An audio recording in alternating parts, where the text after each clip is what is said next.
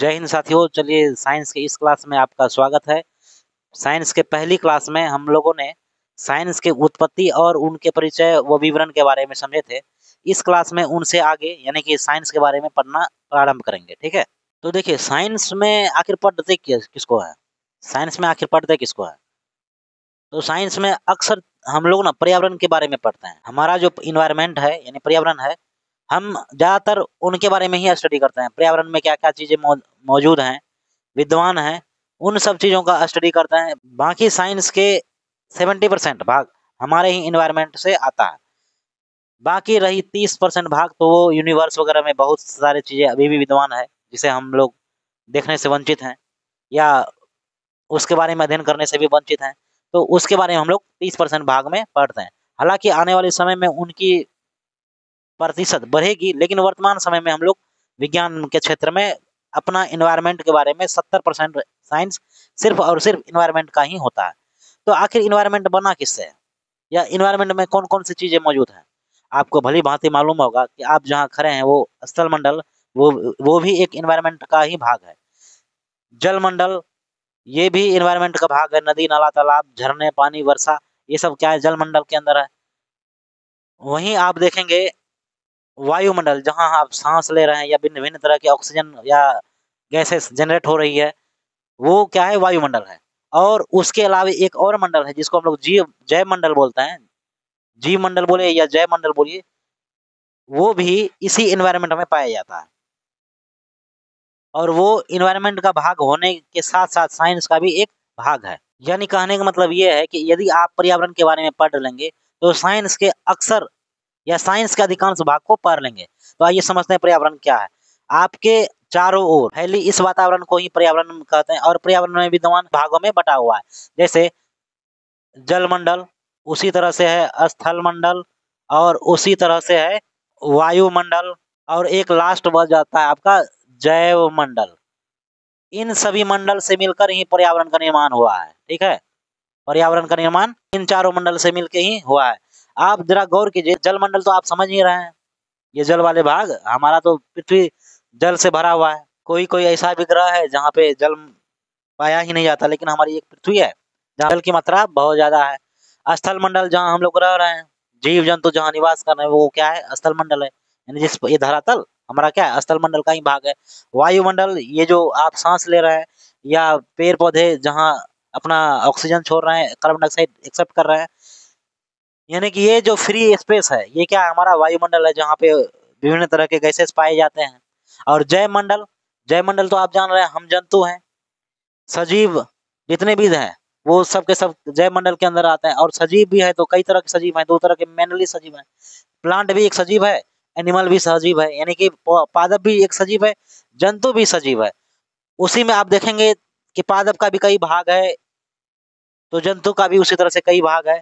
उसके बारे में हम लोग स्टडी करेंगे। ठीक है, फूल जमाबाद, आप एक चीज गौर कीजिए कि चाहे जल मंडल हो, स्थल मंडल हो या वायुमंडल हो, ये क्या है, यह एक निर्जीव है।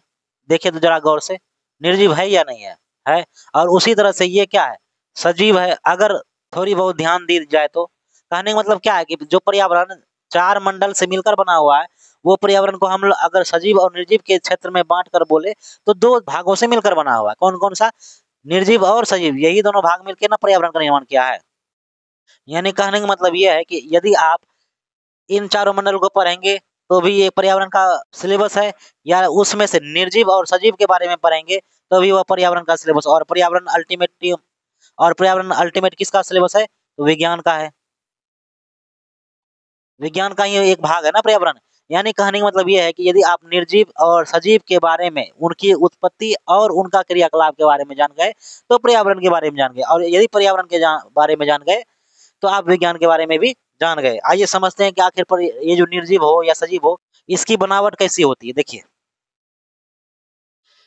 अगर आप निर्जीव के बारे में बात करेंगे या फिर सजीव के बारे में बात करेंगे, तो इसकी जो बनावट है ना, एक छोटे छोटे कणों से मिलकर बना होता है, जिसे हम लोग इसकी संरचनात्मक इकाई बोलते हैं।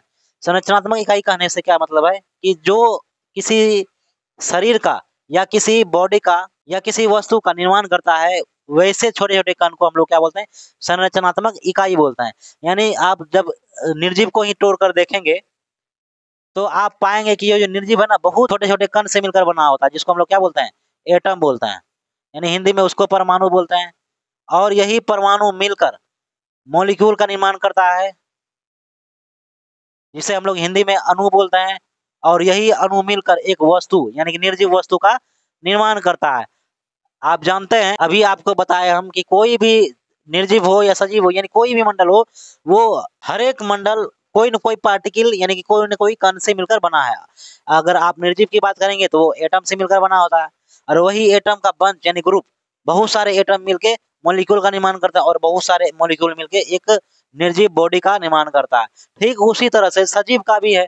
सजीव भी छोटे छोटे पार्टिकल से मिलकर बना होता है, जिसमें से सबसे छोटा पार्टिकल होता है उसका सेल यानी कि कोशिका। ठीक है, और यही सारे बहुत सारे कोशिका मिलकर टिश्यू का निर्माण करता है, जिसे हम लोग हिंदी में उत्तक बोलते हैं। बहुत सारे उत्तक मिलकर ऑर्गेन का निर्माण करता है, जिसे हिंदी में हम लोग अंग बोलते हैं।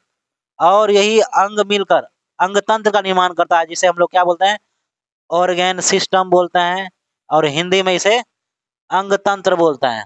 फाइनली यह अंग तंत्र मिलकर ही हमारे बॉडी का निर्माण करता है, हमारे या किसी जंतु का शरीर का निर्माण करता है। ठीक है, यानी कहने का क्या मतलब है कि जो निर्जीव है वो एटम से मिलकर बना होता है, उसी तरह से सजीव किससे मिलकर बना होता है, सेल से मिलकर होता है। यानी कहने का मतलब है कि अगर यदि निर्जीव वस्तु है तो उसका संरचनात्मक यानी कि उसको बनाने वाला कौन है, एटम है। उसी तरह से सजीव को बनाने वाला उसका संरचनात्मक उसका संरचना करने वाला कौन है, सेल है। सेल मिलके सेल बहुत छोटा छोटा कण है, पार्टिकल है। जिस तरह से एटम छोटा छोटा पार्टिकल है, उसी तरह से सेल भी क्या है, छोटा छोटा पार्टिकल है। और सेल से मिलकर बहुत सारे सेल मिलेंगे, फिर जाकर के एक टिश्यू का निर्माण करता है। और जब बहुत सारे टिश्यू मिलेंगे तो वो फिर ऑर्गेन का निर्माण करता है। ऑर्गेन तो आप समझ ही रहे हैं, जैसे फेफड़ा क्या है, ऑर्गेन है। ये टिश्यू ही ऑर्गन का निर्माण करता है, और बहुत सारे ऑर्गन मिलकर ऑर्गन सिस्टम का निर्माण करता है। ऑर्गन सिस्टम बोले तो अंग तंत्र, अंग तंत्र बोले तो जैसे सांस लेने के लिए नाक है, नासिका क्षेत्र है, लैरिंग्स फेरिंग्स ट्रैकिया, बहुत सारी चीजें हैं, है कि नहीं। और उसके बाद सांस कहाँ जाता है, हमारे फेफड़े में यानी लंग्स में जाता है। लंग्स के बाद फिर हमारे ब्लड में ब्लेंड होता है। ब्लेंडेड ब्लड के थ्रू वो हमारे हर एक सेल तक यानी टिश्यू के जरिए हर एक सेल तक जाती है, और सेल हमारा आपके द्वारा सांस ली गई उस ऑक्सीजन को एनर्जी के रूप में कन्वर्ट करता है, और उससे हमारा शरीर को एनर्जी मिलता है, जिससे हम स्वस्थ और जीवित रहते हैं। ठीक है, कहने का मतलब क्या है कि जब बहुत सारे ऑर्गन मिलेंगे तो अंग तंत्र का निर्माण करेगा। अंग तंत्र का निर्माण अभी हम आपको जैसे श्वसन तंत्र के बारे में बताए, तो श्वसन तंत्र में कई भाग है, जैसे नासिका है, ट्रैकिया है, लैरिंग्स है, फेरिंग्स है, फिर आपका फेफड़ा यानी कि लंग्स है। उसके बाद यानी कि ये सारे जितने भी है प्रोसीड्योर ऑक्सीजन लेने का, उसको हम लोग बोलेंगे श्वसन तंत्र। और वो श्वसन तंत्र एक तरह का क्या है, अंग तंत्र है। उसी तरह से पाचन तंत्र, छोटी आंत, बड़ी आंत, फलाना ढेकाना, ठीक है, वो हो गया अंग तंत्र, यानी बहुत सारे। तो उसी तरह देखिए, अब पाचन तंत्र मिला, श्वसन तंत्र मिला, उत्सर्जन तंत्र हुआ, तो बहुत सारे तंत्र मिलकर ही तो हमारे शरीर का निर्माण किया है। तो बहुत सारे जब अंग तंत्र मिलते हैं तो किसका निर्माण होता है, शरीर का निर्माण होता है। ठीक है, यानी आप कह सकते हैं कि सेल में जो भी परिघटना होती है वही परिघटना सेम टू सेम बॉडी में होता है। बॉडी कब तक जिंदा है, जब तक उस शरीर का सेल काम कर रहा है। यानी कि कोशिका जैसे ही काम करना बंद कर देगी, आपका शरीर भी निष्क्रिय हो जाएगा, यानी आपकी मृत्यु हो जाएगी। कहने का मतलब क्या है कि सेल संरचनात्मक इकाई तो है ही, साथ में जो भी फंक्शन ये करता है वो सारी फंक्शन कहाँ देखने को मिलती है, बॉडी में देखने को मिलती है। इसलिए ये फंक्शनल यूनिट भी इसको कह सकते हैं। किसको, सेल को हम लोग फंक्शनल यूनिट यानी कि कार्यात्मक इकाई भी बोल सकते हैं। यानी सेल के बारे में आप क्या कह सकते हैं, पहला तो ये रचनात्मक इकाई है। रचनात्मक इकाई बोले तो स्ट्रक्चरल यूनिट। और दूसरी बात हम लोग क्या देखें, ये क्रियात्मक इकाई भी है, यानी कि जो क्रिया सेल में होती है वही क्रिया कहाँ होती है, बॉडी में भी देखने को मिलती है। ठीक है, और इसी को इंग्लिश में हम लोग बोलते हैं फंक्शनल यूनिट। ठीक है, यहाँ तक आप समझ गए। आगे बढ़ते देखिए, ये जो निर्जीव वस्तु है भले ये साइंस का ही भाग है, लेकिन हम आपको बताएं कि साइंस को पढ़ने के लिए आज का मानव कई भागों में बांट के पढ़ता है, क्योंकि साइंस का क्षेत्र अब इतना विस्तृत हो गया कि आप एक क्लास में तो पढ़ ही नहीं सकते, यानी कि एक ही लयबद्ध तरीके से नहीं पढ़ सकते, उसको तोड़ तोड़ के कई भागों में बांट बांट के पढ़ना पड़ेगा। तो उसी तरह से अभी ही देख लीजिए ना, जैसे निर्जीव है जो कि एटम से मिलकर बना हुआ है, इसका क्षेत्र ही अलग है। इसका क्षेत्र क्या है, इसका क्षेत्र है केमिस्ट्री। वहीं आप अगर सजीव की बात करेंगे तो इसका क्षेत्र है बायोलॉजी, और हम लोग बायोलॉजी का ही अध्ययन करेंगे, इसलिए हम लोग क्या करेंगे, सजीव के बारे में पढ़ेंगे। देखिए, सजीव भी है ना, तो वो एक सजीव नहीं है, कई तरह के सजीव हैं। जैसे मानव भी एक तरह का सजीव ही है, चाहे शेर क्या है वो भी सजीव है, बंदर, भालू, कुकुर, ये सब के सब क्या है, सजीव हैं। उसी तरह से पेड़ भी, जितने भी पेड़ हैं, पेड़ पौधे जितने भी हैं, या पक्षी जितने भी हैं, वो भी एक सजीव ही है। और इतने सजीव हैं, इतने सजीव हैं कि आप अगर हर एक सजीव के बारे में पार्टिकुलरली पढ़ना चाहें तो यह संभव नहीं है। यानी इसकी संख्या, यानी कि सजीवों की संख्या इतनी अधिक है कि आपको पढ़ना पार्टिकुलरली बहुत ज़्यादा मुश्किल हो जाएगा। आपको मालूम होना चाहिए कि टोटल सजीवों की जो संख्या है, यानी स्पेसीज बोलते हैं इसको अंग्रेजी में, हिंदी में इसको जाति बोलते हैं।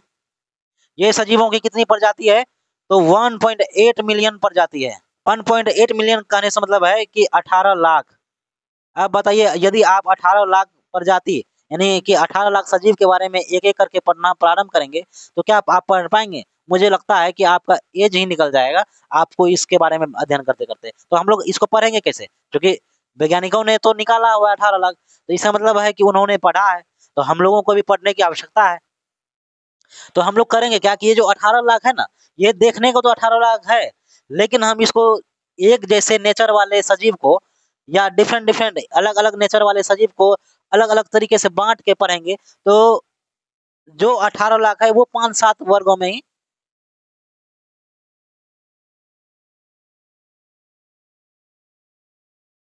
यानी कि आप सजीव में ही देखिए, तो सजीव भी मेनली 2 तरह के होते हैं। कौन-कौन से सजीव है? तो सजीव देखिए, प्लांट भी सजीव है और एनिमल भी सजीव है। प्लांट ही है, तो प्लांट एक तरह के तो नहीं है।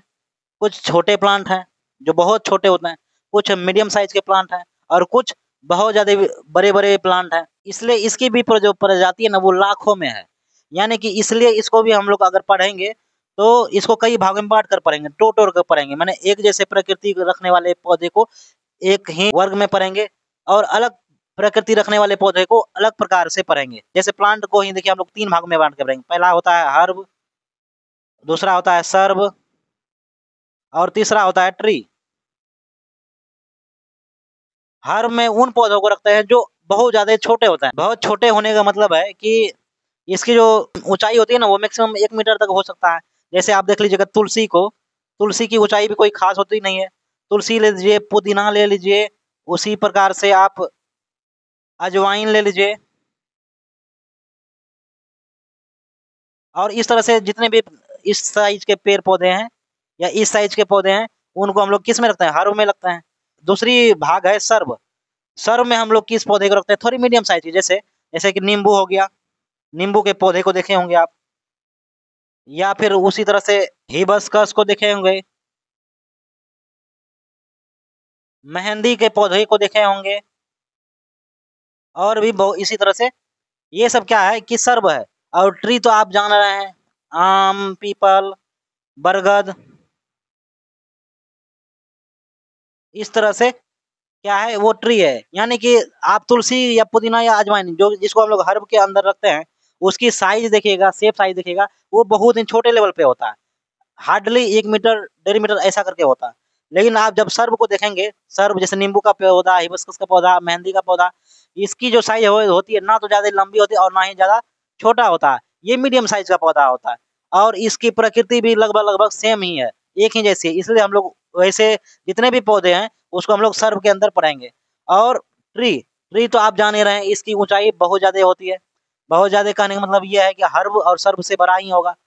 और ट्री की मैक्सिमम ऊँचाई का कोई फिक्स नहीं है। कभी ये बहुत ऊँचा भी हो सकता है और कहीं मीडियम साइज़ का भी पाया जा सकता है। ठीक उसी तरह से आप एनिमल का भी टाइप देखिएगा, एनिमल भी कई भागों में हम लोग तोड़ कर पढ़ेंगे, क्योंकि एनिमल एक ही तरह का नहीं है। शेर भी एनिमल है, जितने भी पशु-पक्षी हैं, सब के सब क्या है, एनिमल है। इवन ह्यूमन भी क्या है, एक एनिमल ही है। तो जंतु के अंतर्गत देखिए बहुत सारा जंतु है। कुछ जंतु ऐसे हैं जिसके शरीर में बैकबोन होता है और कुछ ऐसे भी जंतु है जिसके शरीर में बैकबोन नहीं होता है। तो जिसके शरीर में बैकबोन नहीं रहेगा उसको बोलेंगे इनवर्टिब्रेट, यानी कि आप कह सकते हैं विदाउट बैकबोन। और एक होता है वर्टिब्रेट, ये होता है, इसको हम लोग कह सकते हैं जिसके अंदर बैकबोन पाया जाता है, यानी विथ बैकबोन। ठीक है, यानी आप देख रहे हैं कि जो सजीव है ना, सजीव ही है तो वो बहुत ज्यादा विस्तृत क्षेत्र में फैला हुआ है। उसको पढ़ने के लिए हम लोग मुख्यतः दो भागों में बांटेंगे, प्लांट और एनिमल। ये दोनों दोनों क्या है, सजीव भी है। प्लांट भी है तो कई तरह के प्लांट है, हर्ब है, सर्ब है, ट्री है, और अगर एनिमल भी है तो वो भी कई तरह के एनिमल है। क्या है, इनवर्टिब्रेट्स जिसमें बैकबोन नहीं पाई जाएगी, और दूसरा रहेगा वर्टिब्रेट जिसमें बैकबोन पाई जाएगी। और अगर इनवर्टिब्रेट जो बिना बैकबोन के है उसमें भी कई भागों में हम लोग तोड़ तोड़ के पढ़ेंगे, क्योंकि उसकी भी कई प्रजातियां हैं। और ठीक उसी तरह से जो वर्टिब्रल है उसमें बैकबोन पाया जाता है, और बैकबोन पाए जाने के चलते वो कई भागों में कई तरह के पाए जाते हैं। उस आगे इसका भी हम लोग क्या करेंगे, डिवाइड करके पढ़ेंगे। सबसे पहले हम लोग एक चीज देखते हैं, यानी कुल जमा बात यह है कि सजीव जिसकी संख्या 1.8 मिलियन यानी कि 18 लाख है, वो इन सभी चीजों में ही समाप्त हो जाएगी। ठीक है, इतने भागों में ही पढ़ के हम लोग उसको क्या करेंगे, समाप्त कर देंगे।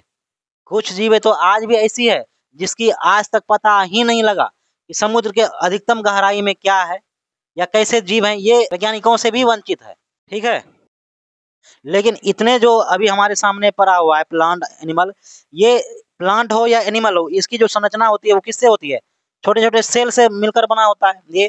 तो उस सेल को हम लोग क्या बोलते हैं, रचनात्मक इकाई बोलते हैं, क्योंकि इसकी रचना वही करता है, सेल ही करता है।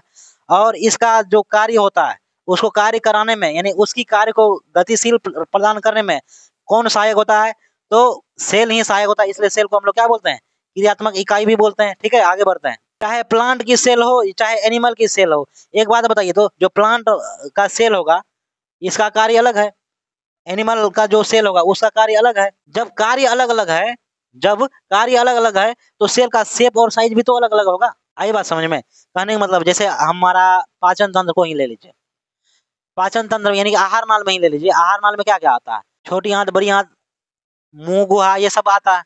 अब मुंह गुहा में जो जीव का सेल है, जीव जो कि छोटा छोटा सेल से मिलकर बना हुआ है, जीव का एक अंग ही है ना जी।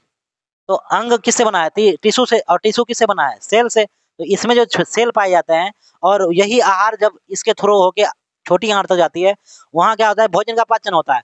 मुंह गुहा में भोजन का अंतर्ग्रहण होता है, इसको हम लोग तोड़ते हैं। तो यहाँ जीव का जो सेल है और छोटी आंत का जो सेल है, क्या दोनों सेल का काम एक ही होगा और उसका शेप और साइज एक ही होगा? बिल्कुल नहीं, क्यों, यहाँ भोजन का पाचन नहीं हो रहा है, यहाँ भोजन का अंतर्ग्रहण हो रहा है। तो उस तरह के सेल होंगे। वहीं जब अंदर जाते हैं छोटी आंत में, तो वो क्या करते हैं, छोटी आंत के हर एक सेल भोजन को पचाने का काम करता है। जब हर एक सेल भोजन को पचाने का काम करता है तो वहां पर मौजूद हर एक सेल की शेप और साइज एक जैसी होगी। लेकिन मुंह गुहा के अंदर ही देख लीजिए, मुंह गुहा के अंदर जो गाल है, जीव है, या आगे जाकर ग्रास नली है, ये सब तो आहार नाल का ही भाग है। लेकिन सबकी कोशिका की शेप साइज क्या होगी, अलग अलग होगी। क्यों? क्योंकि सबका काम अलग अलग है। मुंह गुहा से आप भोजन को तोड़ लिए, लेकिन ग्रास नली से उसको क्या किए, अंदर घिंचने का काम किए, तो वहां जो शेप और साइज होगा वो डिफरेंट टाइप का होगा। लेकिन ग्रास नली की बात करें तो पूरे ग्रास नली का जो सेल है उनकी शेप और साइज एक जैसी होगी। वही छोटी आंत का जो सेल है उसकी, यानी कि उसके सेल की शेप और साइज एक जैसी होगी। फिर भी छोटी आंत की और ग्रास नली के सेल की शेप और साइज अलग अलग होगी, क्योंकि ये दोनों अलग अलग कार्य करते हैं। कोई भोजन को खींचने का काम करता है, नीचे पहुंचाने का काम करता है, तो कोई भोजन को पचाने का काम करता है। यानी आपको एक बात समझ में आया कि सेल का जो शेप और साइज होगा वो उनकी आकृति अलग होगी, यानी कि समान होगा या असमान होगा, या किस पर निर्भर करेगा, तो सेल के कार्य करने की प्रकृति पर निर्भर करेगा। आई बात समझ में? इसको हम लोग नोट में लिख ही देते हैं। यानी कहने का मतलब क्या है कि सेल का आकृति और आकार या तो समान हो सकता है और या तो असमान हो सकता है। लेकिन समान या असमान किन बातों पर निर्भर करेगा, तो सेल के कार्य करने की प्रकृति पे।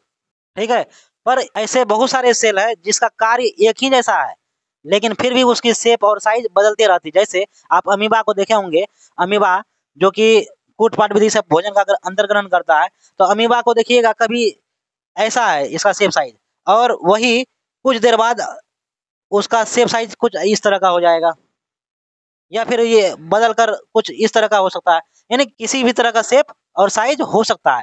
ठीक उसी तरह से हमारे शरीर में मौजूद जो WBC है, जिसकी मौजूदगी हमारे रक्त में है, उसकी भी शेप और साइज बदलते रहती है। कहने का मतलब है कि सेल का जो शेप और साइज है, यानी आकृति और आकार है, वो बदलते रहता है।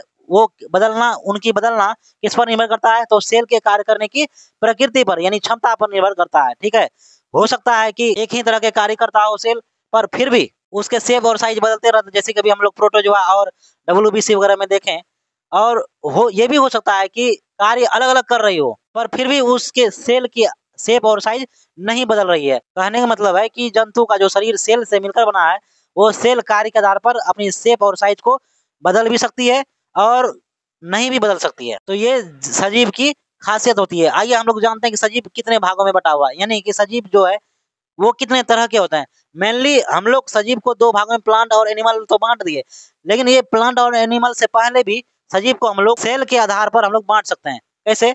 सेल के आधार पर सजीव 2 भागों में होता है। या तो सिंगल सेल से अगर सजीव बना हुआ है, तो वो यूनिसेलुलर बॉडी कहेगा या यूनिसेलुलर सजीव कहेगा, एक कोश की सजीव कहेगा। यदि कोई जंतु का शरीर बहुत सारे सेल से मिलकर बना हुआ है, उसको हम लोग मल्टी सेलुलर सजीव के नाम से जानते हैं। यानी कि एक कोश की जीव और बहुकोश की जीव। एक कोशिका से बनेगा तो एक कोश की, और बहुत सारे कोशिकाओं से मिलकर बनेगा तो बहुकोश की। आइए समझते हैं। देखिए सजीवों का जो प्रकार है वो किसके आधार पर, तो सेल के आधार पर। यानी यदि एक सेल से शरीर का निर्माण हुआ है, उसको हम लोग बोलेंगे यूनिसेलुलर, यानी एक कोश की जीव। वहीं अगर बहुत सारे सेल से मिलकर बना होगा तो उसको बोलेंगे मल्टी सेलुलर, यानी कि बहुकोश की जीव। ठीक है, इसका एग्जाम्पल आप लोग देख रहे होंगे, बैक्टीरिया को देखे होंगे, प्रोटोजोआ, वायरस, और इस तरह से बहुत सारे जीव हैं जो केवल एक ही कोशिका से मिलकर बना है, इसलिए उसको हम लोग एक कोश के जीव के अंदर रखेंगे। और भी इस तरह से बहुत सारे हैं जिसको हम लोग क्या करेंगे, एक कोश के जीव के अंदर ही पढ़ेंगे। और ठीक उसी तरह से बहुकोश के जीव को आप जान रहे हैं, जितने तरह का एनिमल है। एनिमल का मतलब है जंतु। जंतु में तो पशु पक्षी मानव सब आते हैं। तो इनका जो शरीर है ना, वो बहुत सारे कोशिकाओं से सेल से बना होता है, इसलिए हम लोग उसको मल्टी सेलुलर यानी कि बहुकोश के जीव कहते हैं। और उसको हम लोग गहनता के साथ तो पढ़ेंगे ही, लेकिन सबसे पहले हम लोग पढ़ेंगे एक कोश के जीव को। अच्छा, बहुकोश के जीव तो आपको अपने आंखों से नजर से देखने को मिल जाता है, लेकिन क्या आप एक कोश के जीव को कभी देखे हैं? नंगी आंखों से कभी देखने का प्रयास किए हैं? देखिए बहुकोश के जीव आपके आसपास, आपके शरीर में भी, इवन आपके बाहरी शरीर से लेकर आंतरिक भागों में भी पाया जाता है, लेकिन आप उसे नहीं देख सकते हैं। क्यों? क्योंकि एक कोश के जीव जितने भी हैं, इसकी जो शेप और साइज होती है ना, वो 0.1 mm से भी नीचे होता है। और मानव का स्वस्थ आंख या नंगी आंख कहाँ तक देख सकता है? मानव की जो स्वस्थ आंख है वो 0.1 mm या फिर 100 माइक्रोमीटर से नीचे की वस्तुओं को नहीं देख सकता है, यानी कि जीव को नहीं देख सकता है। लेकिन यदि आपको यूनिसेलुलर जीव यानी कि एक कोश के जीव को देखना है, जिसका शेप और साइज कितना होता है, 0.1 mm या 100 माइक्रोमीटर से छोटा होता है, उसको यदि देखना है तो आपको एक्स्ट्रा कोई वस्तुओं का प्रयोग करना पड़ेगा। जैसे कि आप माइक्रोस्कोप ले लीजिए, इसकी सहायता से आप एक कोश की जीव को देख सकते हैं। ठीक है, और आपको मालूम होना चाहिए कि मानव का जो आंख है वो कितने साइज तक के वस्तुओं को देख सकता है, 0.1 mm या फिर 100 माइक्रोमीटर से बड़े साइज के कोशिका को या जीव को देख सकता है। पर एक कोश की जीव जिसकी साइज ही 0.1 mm या 100 माइक्रोमीटर से छोटी होती है, उसको तो हमारी आंख देख नहीं सकती है। और आप भली भांति जान रहे हैं कि किसी भी बॉडी का जो निर्माण होता है वो सेल से होता है, और वही सेल मिलकर टिश्यू बनाता है, टिश्यू मिलकर ऑर्गन बनाता है, और वही ऑर्गन ऑर्गन सिस्टम का निर्माण करता है, और यह ऑर्गन सिस्टम फाइनली किसी सजीव का शरीर का निर्माण करता है। ठीक है, ये होता है कंप्लीट संरचना किसका, एक सजीव के शरीर का निर्माण का। तो एक बात बताइए, जो यूनिसेलुलर सेल है, यूनिसेलुलर मतलब क्या, सिंगल सेल, सिंगल सेल ही होगा। जब सिंगल सेल होगा तो जरा गौर देखिए, अगर सिंगल सेल से बना तो जीव तो यहीं खत्म हो जाएगा, यूनिसेलुलर तो यहीं खत्म हो जाएगा ना जी। क्यों? क्योंकि वो सिंगल सेल से बना है, एक कोशिका से बना है, एक कोश की जीव है।